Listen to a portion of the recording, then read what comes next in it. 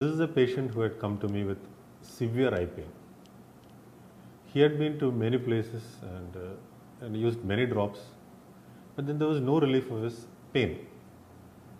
So when he came to us, and I happened to look inside his eye, I saw something white moving inside the eye.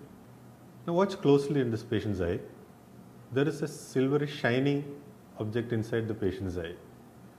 Now when the nurse with the cotton bud touches the eye, there is some exaggerated movement. And it looks like coils inside the eye. This can mean only one thing. There is some living object inside the eye that looks and behaves like a worm. Now we have to make sure that this is indeed a worm. If it is a worm, it will in all likelihood escape to other parts of the body the moment we touch it or interfere with it. So to prevent that, now the nurse has barred its posterior movement with a cotton bud. Now the cotton bud has to be placed at least near the center of where the worm's body is. That will prevent the worm from sliding back into the eye and behind into the brain. Now I made an opening into the conjunctiva, which is not the seeing part of the eye. This is only the white portion of the eye. Now we can see some white cylindrical tubes likely to be a worm. I'm pulling that out, and you'll be astounded to see the length of this worm.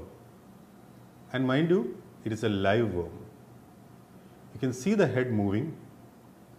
Now I'm trying to untangle it and pull it out, but I feel that the distal part, that means the end part of it, has got caught somewhere in the eye. Now I'll be putting the rest of the worm back into the eye or onto the eye, not into the eye, in the hope that it will relieve itself from the eye. Now watch carefully as the worm starts wriggling out of the eye. Now it has wriggled free from the eye, and I can see both the ends. And this is the time I know that it is not going to go anywhere else. It is going to be here, and I have all the time in the world to take it out. And I can be reasonably sure that no part of the worm is now going to remain inside the patient's eye. Now I've taken it out, goes into a glass bottle for safekeeping.